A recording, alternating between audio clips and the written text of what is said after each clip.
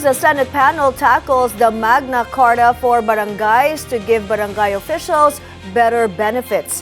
May live report si Dexter Ganibe mula sa Senado. Dexter, ano ang gusto nilang mangyari? Ay itinuloy na ngayon ng Senate Committee on Local Government ang pagtalakay dito sa isinusulong na Magna Carta for Barangays. Layunin ng panukalang batas na ito na i-standardize ang sweldo para sa mga barangay officials. Sa ngayon kasi, barangay chairman lang ang may honorarium, habang kakarampot na allowance ang meron sa mga kagawad, tanod at ibang barangay officials gaya ng secretary, treasurer at iba pa, pero hindi sa lahat ng barangay merong allowance.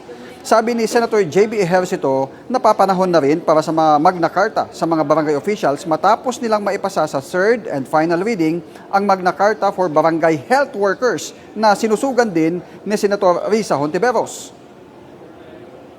Ito rin po ang pangarap natin para sa ating mga barangay officials. Bukod sa mga insentibo, nais po natin mabigyan sila ng makatarungang sahod.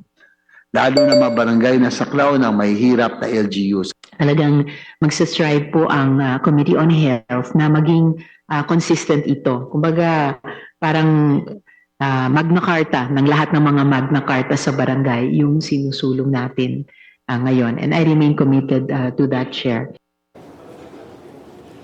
Isinusulong ngayon ang 8,000 hanggang 10,000 pisong honorarium o sahod para sa mga barangay officials. Pero batay sa pag-aaral ng DBM, hindi kakayanin ng budget ng maraming barangay kung abot sa 10,000 ang ibibigay na honorarium o pasahod sa mga opisyal.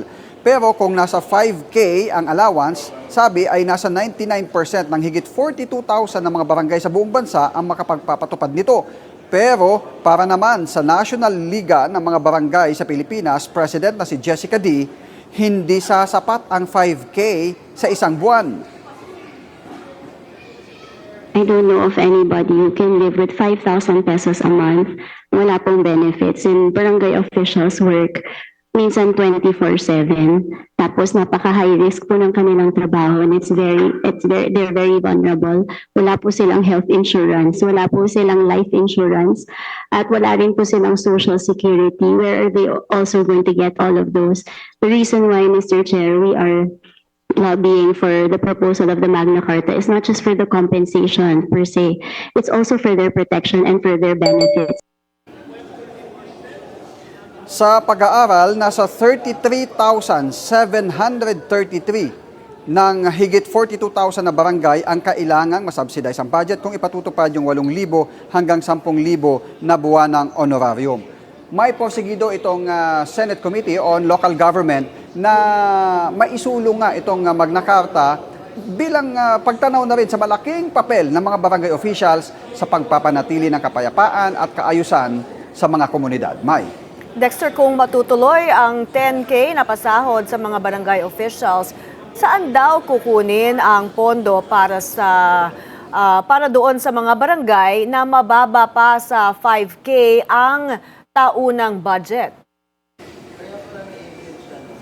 Oo, may isa sa mga pinanukala nga kanina dito sa isinagawang pagdinig, kung gagawin ngang regular ang mga empleyado at mga opisyal ng barangay, kailangang maamyendahan itong local government code at yung budget na yon ay maisama na sa national budget. Kaya minamadali na rin ngayon ito ng Senado dahil nasa budget season tayo, kailangang maisama kung sakasakali mang maihabol ngayong taon ang pag-amyenda sa local government code para maibigay itong regular na sweldo sa mga barangay. Ang isa sa nakikita ay yung barangay chairman ay pasok sa salary grade 14 hanggang 38,000 pesos na buwan ng sahod, habang yung mga kagawad, mga treasurer, mga secretary at iba pang opisyal ay pasok daw sa salary grade 10 o nasa hanggang 24 hanggang 28,000 pesos kada buwan.